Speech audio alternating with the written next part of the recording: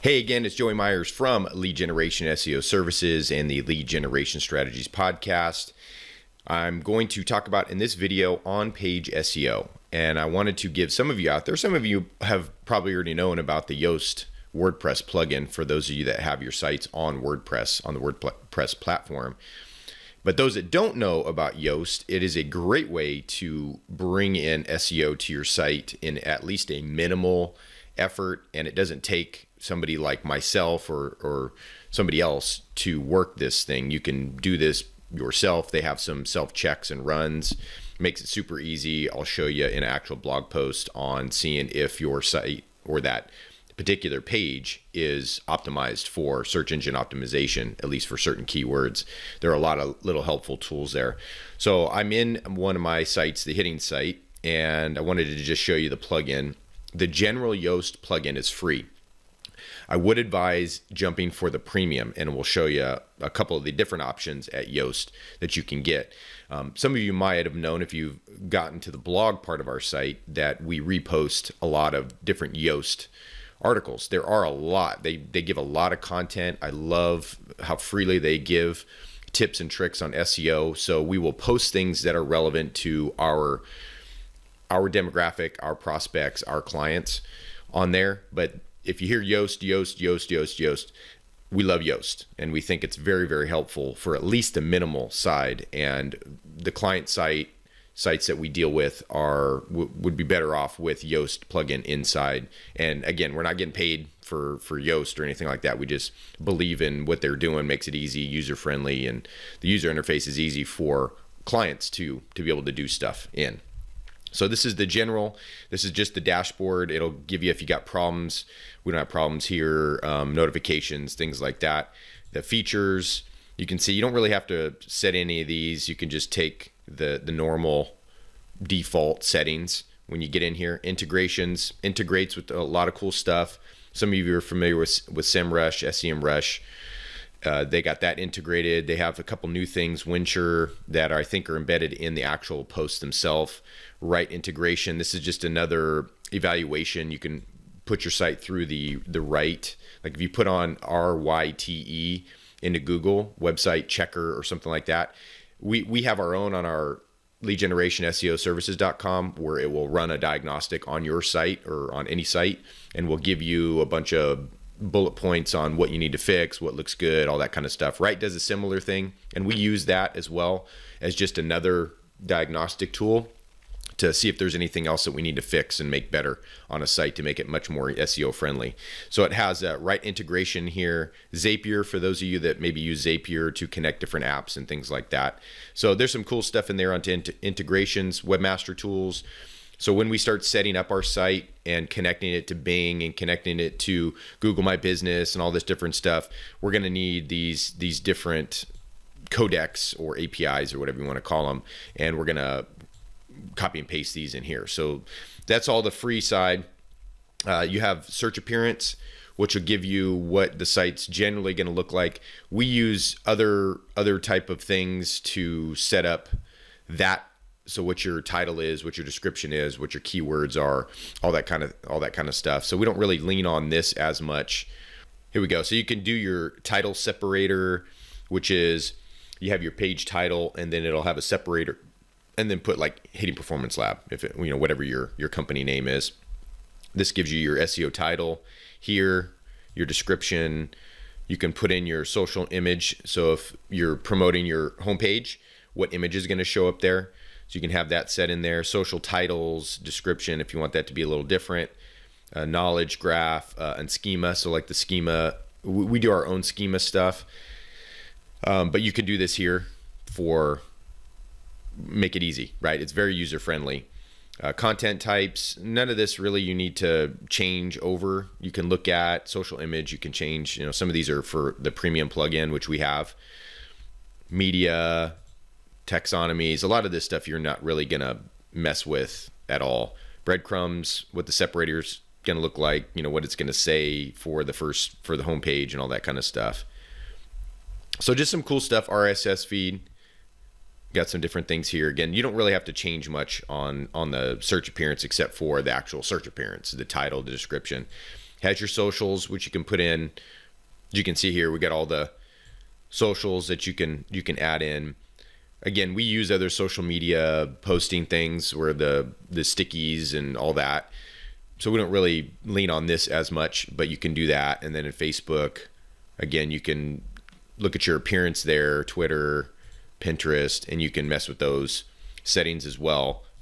They have other tools. So if you click that tools thing there, it'll take you to this. And then you definitely want to do this when you first set up the Yoast plugin. And then you can just click this.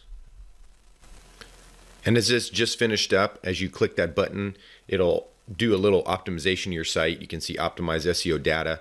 You can speed up your site and get insight into your internal linking structure by letting us, Yoast, perform a few optimizations to the way SEO data is stored. If you have a lot of content, it might take a while. Like my site's got a decent amount of content, but trust us, it's worth it. That's a good one just to do pretty consistently. And then you have some other tools here, link tools, bulk editors, file editors, and import and export. So import settings from other SEO plugins and export your settings for reuse on another blog, which is kind of cool, saves you some time on if you're adjusting settings and things like that.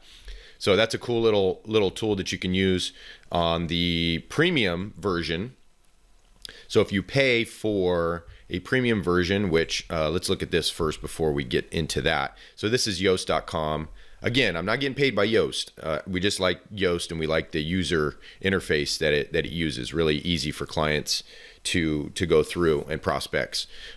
So a couple of the things you can extend says extend Yoast SEO. And if you just go to Yoast.com, like toast, but with a Y in the front, you can go look at their apps, their extended apps or their premium apps. And they have premium itself, that's one. And that just makes the regular free version a little bit more robust. And I'm going to show you what we get to see in the premium side. But if you have a local business, you can download the local SEO. And that does a few optimizations for local businesses. Now, we do things just on our own in the back end to help improve local SEO and getting into Google My Business and showing up in searches on map searches and all that kind of stuff. But local SEO is just another boost, another plugin that you can use that's a little bit more hands-off. Video SEO is great for those sites that have a lot of video. We have that on most of our sites. So we've added that as a premium plugin as well. That just helps to organize your videos in a way where it makes it search engine friendly. So they're showing up in video search results and things like that on Google or in the video sections of Google. WooCommerce, for those that have e-commerce sites and you're hooked into WooCommerce, they have a plugin for that. For those news sites out there, do a lot of content every day. There's a news SEO that gets you into the news feeds on the Googles and things like that. So those are a couple of the other premium plugins, and they're not that expensive. I think the premium by itself is $59 or $60 a year. And if you get bundles, that they discount that. So if it's $60 for one, then it could be like $50 for two, so $100 for two for a year, or $80 for two for a year, or whatever. You can go to their site and you can check out some of their bundles. Just like I said, we bought a video and premium version bundle. So this is just clicking the premium. You can see here, these are things, you know, you can buy. Workouts. A couple things in here in SEO workouts. Getting your site in shape, keeping it SEO fit can be hard. We can help get you started. Take these step-by-step workouts and you'll be tackling some of the most fundamental SEO challenges. So configuring Yoast SEO, cornerstone approach. So just some tips and tricks that you can use for those that are a little bit more hands-on, do it yourself on that. Again, we do a lot of this stuff on our own, in our own agency and our enterprise solutions and things. We do a lot of what you're seeing here, but this is more DIY. Redirects.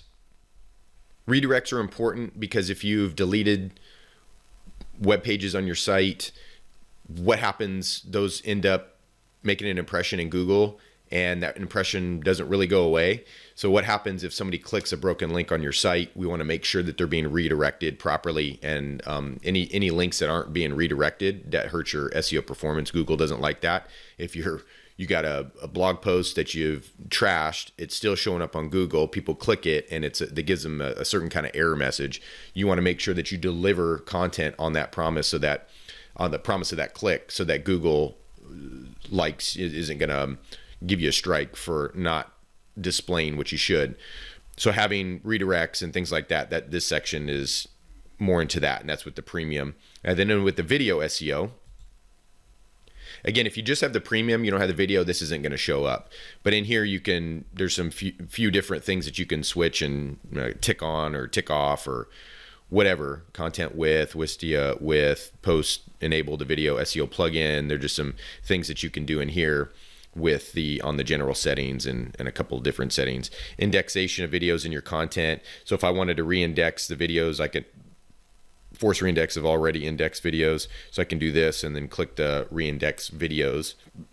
And while this is reindexing my videos, let's go over a little bit on where on the on-site SEO. I brought up just a random post here at the Hitting Performance Lab, and it's a podcast episode, but we've done our YouTube video, we've done our content in bullet point fashion, and we've got a transcript of the interview that we have posted as a PDF link and a quote and things like that. And what's very important on SEO when you're targeting certain keywords is to, if you don't have, so if you're looking for like a generalized keyword, the best place to have it is in the actual domain itself. And if you can't have it in the domain, then you have it in the, actually let's look at the actual page. Then you have it in the slug is what it's called. So you have it being targeted there. That is number one. So you got the website's the actual domain name in the website, then you got it. The slug is the next best thing. If you can't have it there, you're going to have it in the next thing, description. So in Yoast, it gives us a little, so you can see Yoast Premium here. It gives us in the SEO section. Also, you can work with a schema. You can look at the readability, which is also important. But you can see that it'll give you let's see, where is it? So it'll give you just a quick SEO is, if it's good, it's red or it's green. If it's bad, it's red. If it's in the middle, it's yellow. And it'll give you that little smiley face there.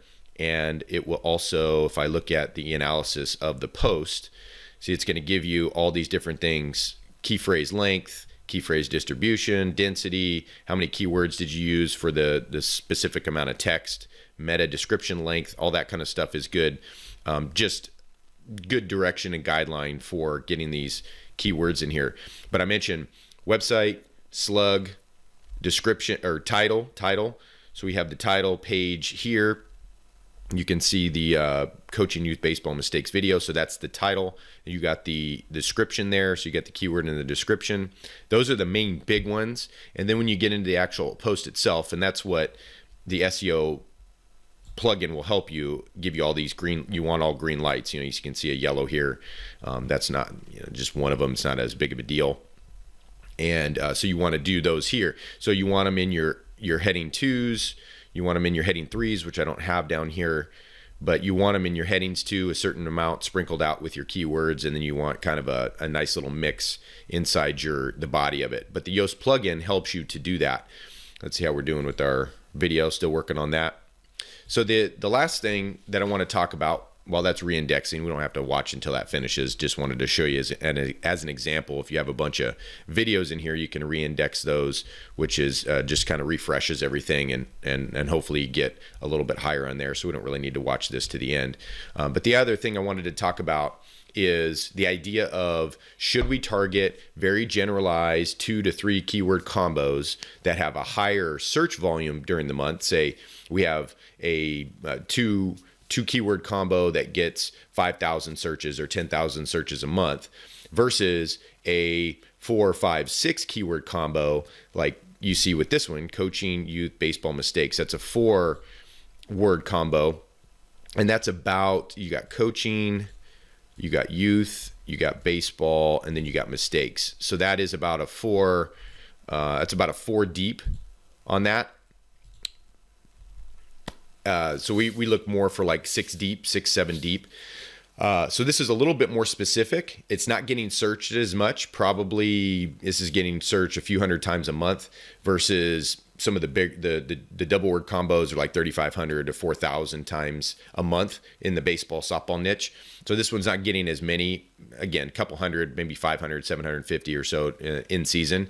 But we're getting more specific qualified traffic, people looking, we're hitting them with a post that is what they're exactly looking for. And they're more likely, if they're finding something what they're exactly looking for, they're more likely to spend more time on your site. And they're more likely to, if you got products or you got services or you have different things, you have an opt-in page, a landing page that promises them they can do XYZ, how to do XYZ, to just give me your email. They're more likely to take those kind of actions, those kind of commitments, if you're giving them what they actually want.